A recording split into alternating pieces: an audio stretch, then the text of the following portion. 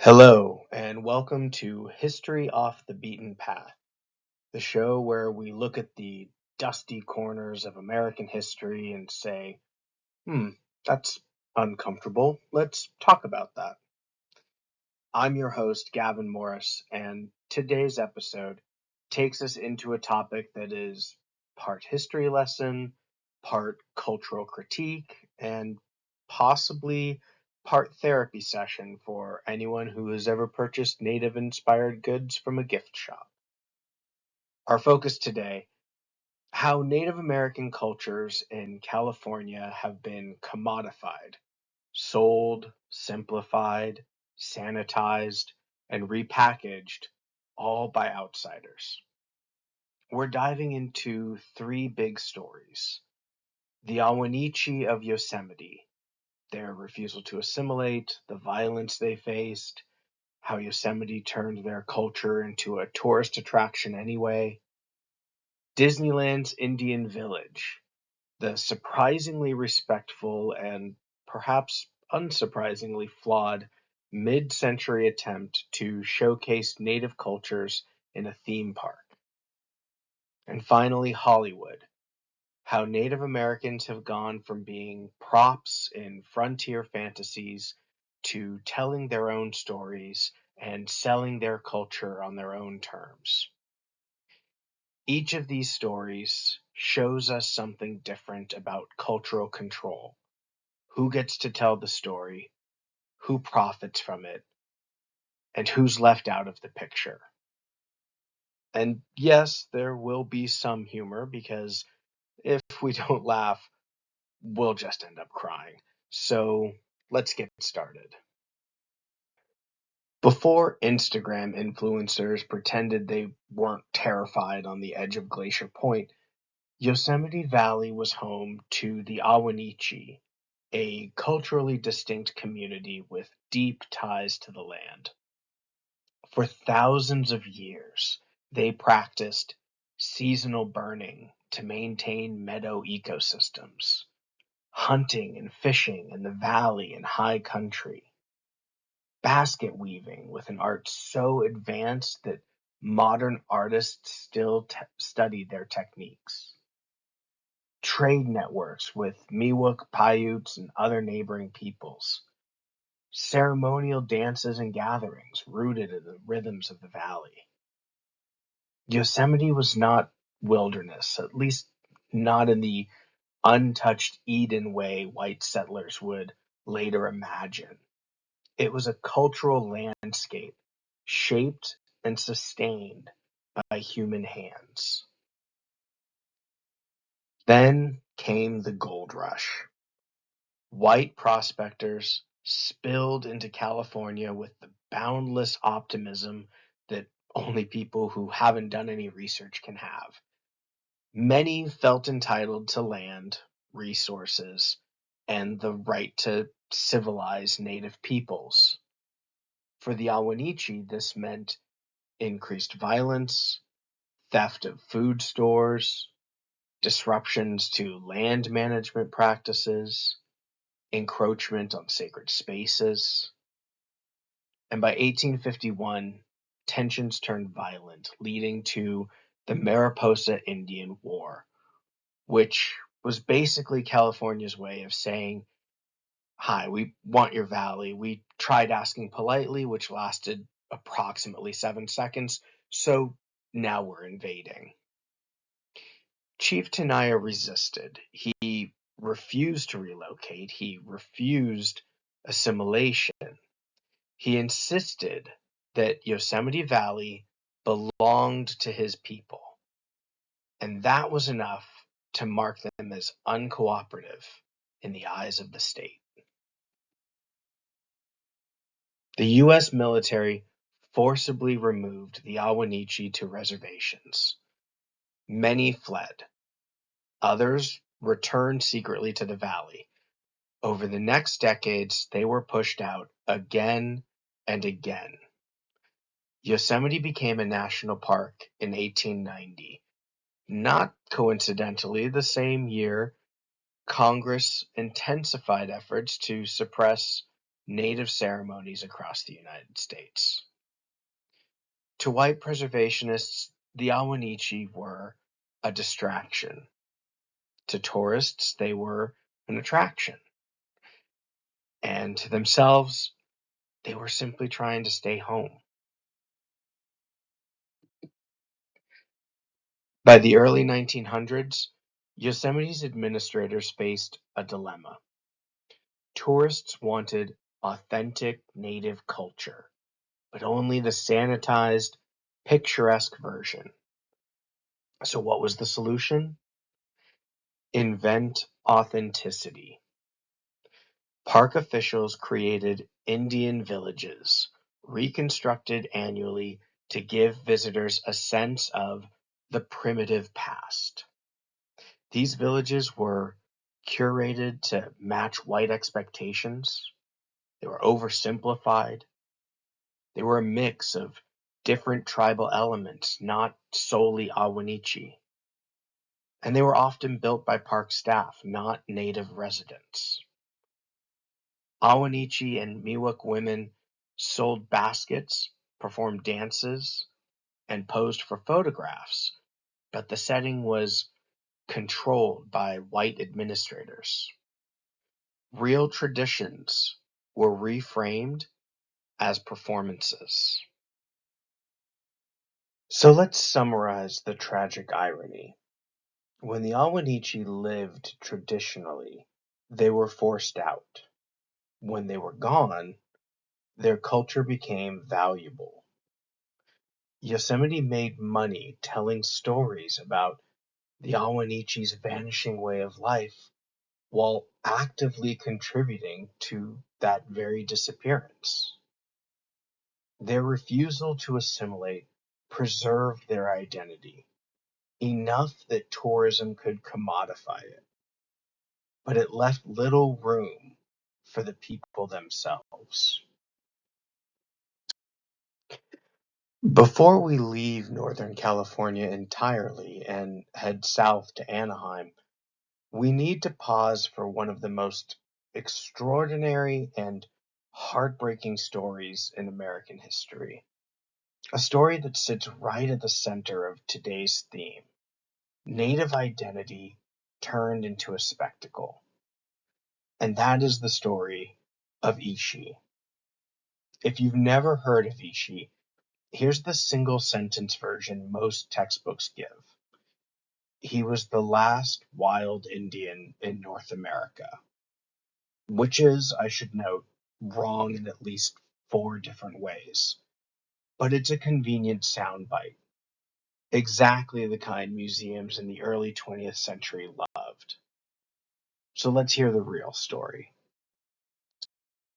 Ishi was born around 1860 into the Yahi, a small subgroup of the Yana people in Northern California. By the time he was a boy, the gold rush had already unleashed waves of mining camps, vigilante militias, bounty hunters, and settler raids into their homeland. The Yahi were hunted, literally hunted. California paid bounties for native scalps.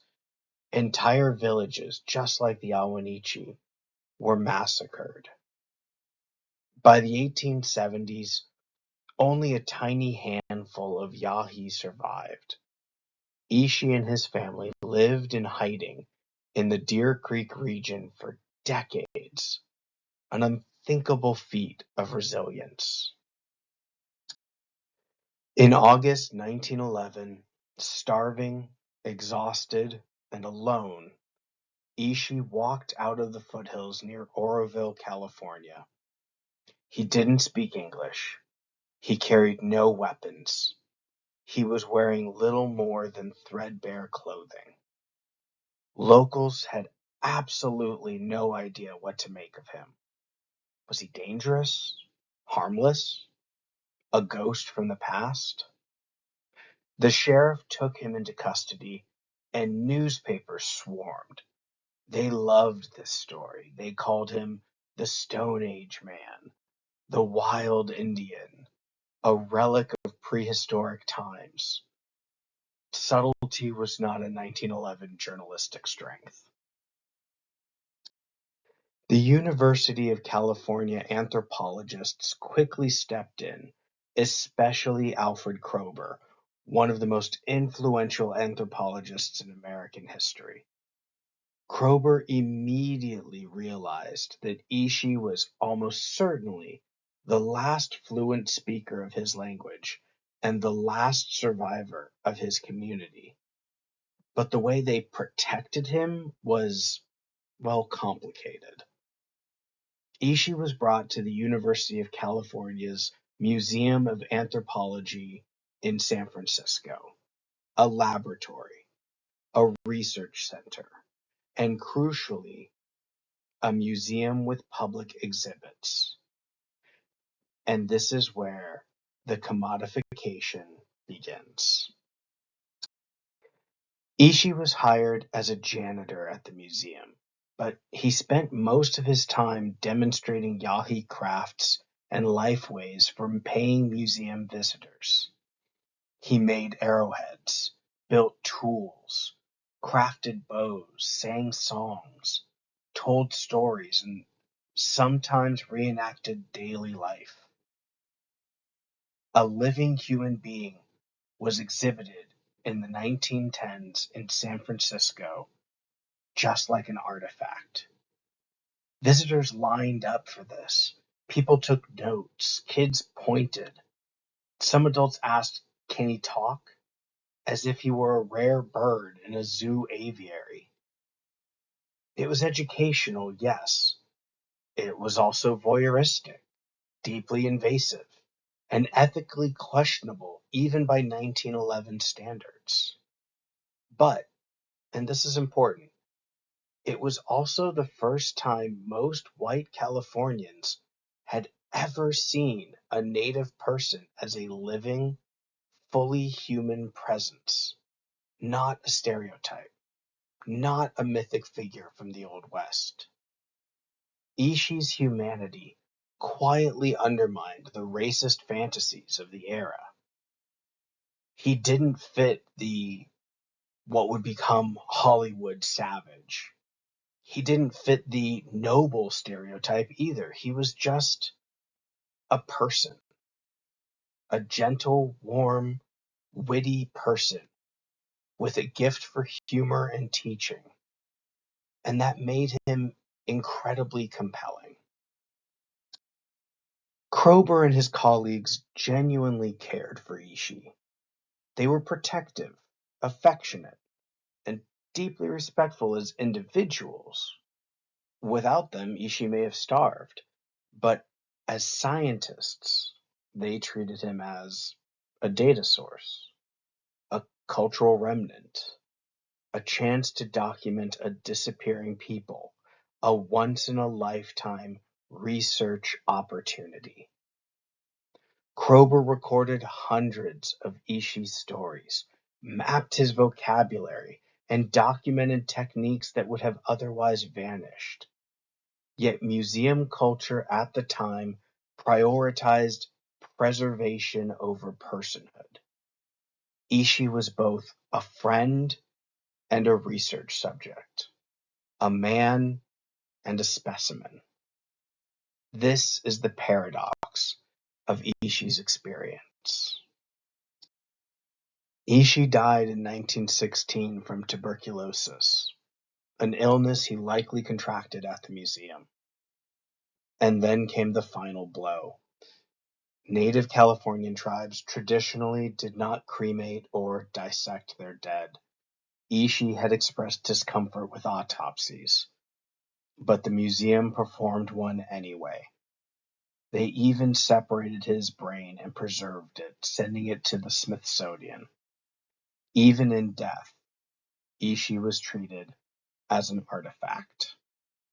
Only in 2000, 84 years later, was his brain returned to the descendants of the Yana people for proper reburial. It took the combined effort of Native activists, anthropologists, and federal officials to undo the harm. So, why does Ishi belong in today's episode? Because he represents the extreme edge of the spectrum we've been tracing. Yosemite staged native culture for tourists. As we'll see, Disneyland presented native culture as entertainment, and Hollywood dramatized native culture for profit. But Ishi? Ishi was the exhibit. A man transformed into a symbol of a disappearing race. He embodied the tension between genuine curiosity and exploitative display. He was valued for what he represented, not for who he was. And yet, despite all of this, he changed how Americans thought about Native Californians. He preserved a language. He left stories, songs, and knowledge that the world would have completely lost. He made the anthropologists confront the humanity of the cultures they studied. And his legacy today is one of deep reverence among Native communities. Ishi's story is tragic, yes, but it's also a reminder. When cultures are commodified, turned into souvenirs, attractions, characters, the people at the heart of them don't disappear. They endure, they adapt, they find ways to be seen. These adaptations would be seen decades later in Anaheim, California. Disneyland opened in 1955 at a time when America was elbow deep in nostalgia for a mythologized Old West. You know the one. Cowboys were heroes. Settlers were brave pioneers. Native Americans were either noble or dangerous. And everyone lived in fear of Indian attacks, even though most conflicts historically involved settlers harming native communities. Frontierland was Walt Disney's love letter to this mythology, and no mythology of the frontier would be complete, at least in 1950s thinking, without native people. Indian Village debuted in 1955 and expanded significantly in 1966 and again in 1962. The attraction featured daily performances by native dancers, craft demonstrations, canoe rides paddled by native cast members, teepee-style dwellings, a living museum experience, and native markets where performers sold handmade goods. It was, in essence, Disneyland's version of ethno-tourism. So let's take a moment and acknowledge what Disney did right, because this is where the nuance lies. They hired real Native Americans. This was rare, exceptionally rare. Hollywood was still using white actors in redface, so hiring native performers was, especially by 1950s standards, progressive. They provided stable, well-paying jobs. For many performers, the job was both financially meaningful and culturally affirming. They allowed tribal specificity in performances. Dancers brought regalia, songs, and dances from their own communities, particularly from Plains tribes such as the Sioux, Blackfoot, and Crow. And they created space for native self-representation. Although it was framed within a theme park, performers were often able to educate visitors directly. Okay, now we move on to the wait, Disney, stop portion of the program. They flattened tribal diversity. The village mashed together Plains teepees, southwestern jewelry, Great Basin crafts, and Northwest dances. This would be like creating a European village with a Scottish castle, a French cafe, and a guy in lederhosen selling paella. And that just shouldn't be done, even at Disneyland. You got to go to Epcot for something like that. Ceremonial dances became hourly entertainment. Traditional dances were spiritual, seasonal, symbolic, religious. Disneyland performed them every 45 minutes between popcorn stands. The narrative froze native people in the past. Signs and narration emphasized vanishing tribes and life long ago, the world of the Indian before the white man came.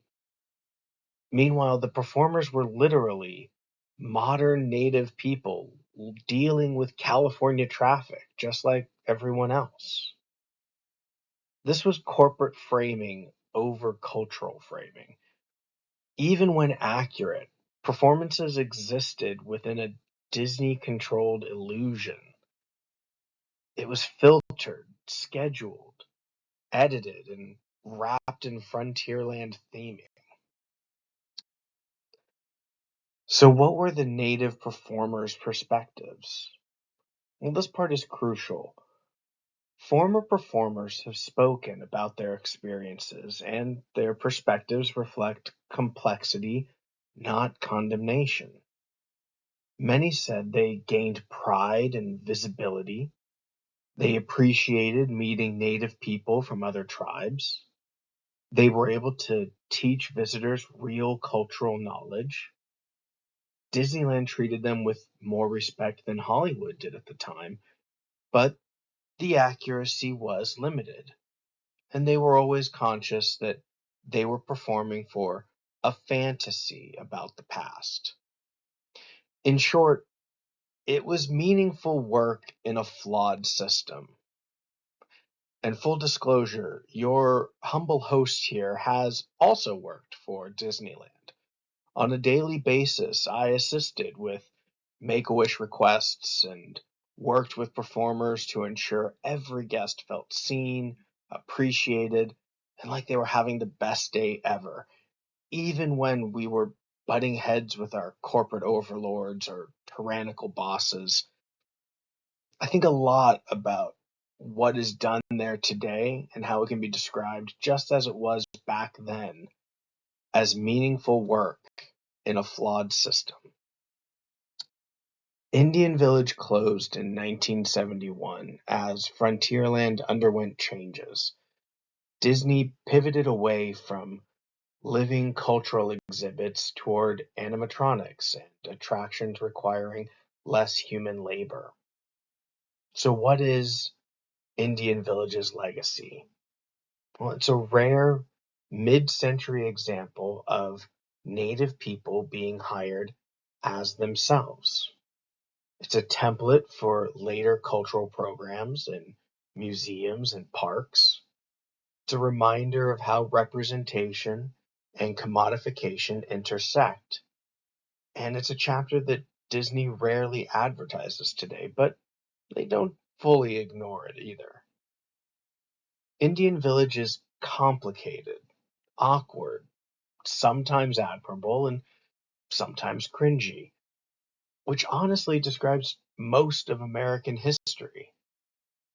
But of course, there's no more popular way for Americans to learn about their own history than the movies. Hollywood's early westerns featured native characters as enemies, obstacles, noble background scenery, mystical guides, and they were almost always played by white actors in makeup so orange it would make a 1980s tanning salon jealous. Plots usually involved kidnapping white women, attacking wagon trains, living solely for battle, and speaking in broken English. So, yes, representation was bleak. By the 1950s and into the 1970s, Hollywood began producing films where native characters had more depth. There was Broken Arrow in 1950, Cheyenne Autumn in 1964, Little Big Man in 1970. These films humanized native people, showed the violence of U.S. expansion. They used native consultants, but still they cast white actors in major native roles, and they still filtered native experiences through white protagonists. Hollywood was evolving. It was just slow, very slow. There were glaciers moving faster than Hollywood's evolution. I do want to spend a little time walking through some of the major films that marked turning points in native representation. Not because Hollywood suddenly became enlightened. Hollywood never suddenly becomes anything. But because each film nudged the industry in a slightly better direction. So let's break down a few of the most influential titles. Broken Arrow in 1950. The film follows a white ex-soldier, Tom Jeffords, who befriends the Apache leader Cochise. Jeffords supports a peace treaty between the Apache and the U.S. Army, and the film focuses on the challenging, often sabotaged process of cross-cultural diplomacy. Why did this matter? Well, it's one of the first Hollywood films to portray Native Americans as people with political motivations rather than as nameless enemies. The Apache characters were written with dignity and complexity. The film acknowledged U.S. injustices, which was incredibly rare for the time. But also, Cochise was famously played by Jeffrey Hunter, a white actor. So it was problematic, but still, for the 1950s, this was progress. Cheyenne Autumn in 1964. John Ford, arguably the most famous Western director of all time, made this film as something of an apology for decades of Westerns that stereotyped Native people. It dramatized the Cheyennes' 1878 attempt to return home after being forcibly relocated to a reservation in Oklahoma. The film framed Native Americans as the protagonists of their own struggle. It portrayed U.S. military forces as oppressive and unjust. It highlighted Native suffering and resistance in a sympathetic lens. But the main Cheyenne characters were still played by non-Native actors, including several Latino performers. But narratively, I challenge everyone listening to this to watch an unofficial John Ford trilogy of sorts. Start with Stagecoach from 1939, then watch The Searchers from 1956, and finally watch Cheyenne Autumn from 1964 and see if there's a change in narrative of Native Americans. Especially for John Ford, Cheyenne Autumn offers a huge narrative shift. Little Big Man in 1970. This satirical Western follows Jack Crabb, a white man raised by the Cheyenne who witnesses the brutality of the U.S. Army, including Custer's campaigns. The film alternates between comedy, tragedy, and historical critique. So why did it matter? Well, Chief Old Lodge Skins, played by Chief Dan George, who was indigenous, became one of Hollywood's most beloved Native characters. The film directly criticized U.S. military violence, and it portrayed Native culture as nuanced, humorous, and humane, not primitive. Also, Chief Dan George received an Oscar nomination, which helped open doors for Native actors all the time.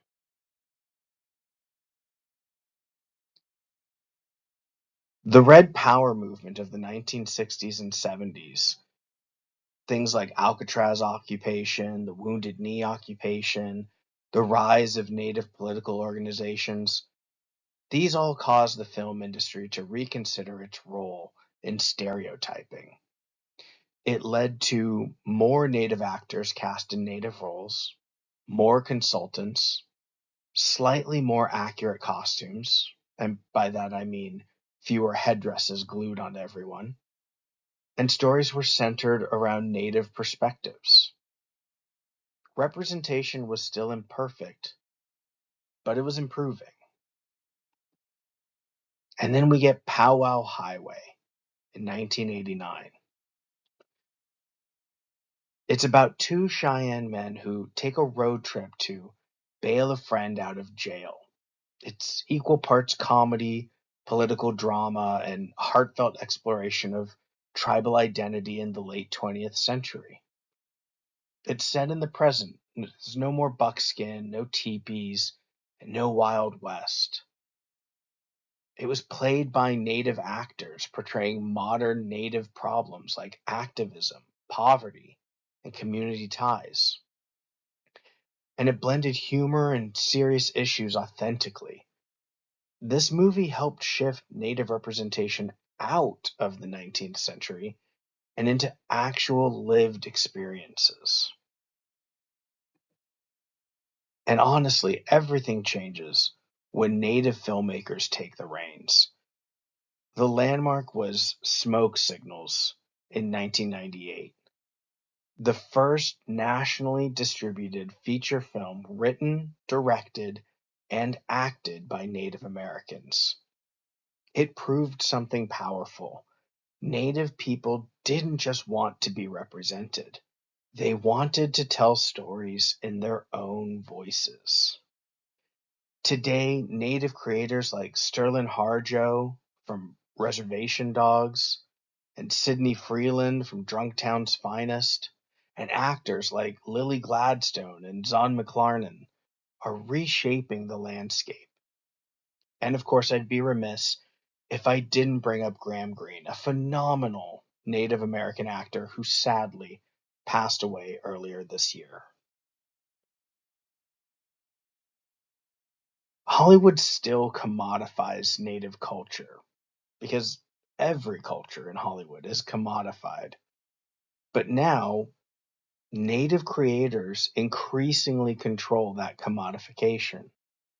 They negotiate accuracy, profit, and creative freedom. They choose what to share and how to share it. They challenge viewers' assumptions instead of catering to them. This is commodification with agency, not extraction. So, what do Yosemite, Disneyland, and Hollywood have in common? They're all examples of non native institutions packaging native culture for broader audiences. But they also mark different stages. Yosemite, culture was taken and staged without native control. Disneyland, culture was performed by native people but framed within fantasy. And Hollywood, especially Hollywood today, culture is increasingly shaped by native creators. It's a journey from exclusion to partial inclusion to self representation. The story isn't perfect, far from it, but it is evolving. And in that evolution, there's hope, not just for better representation, but for deeper, more honest relationships between Native communities and the audiences who encounter their stories. Thank you for joining me on this journey through history, tourism, entertainment, and cultural identity. I'm Gavin Morris, and this has been History Off the Beaten Path.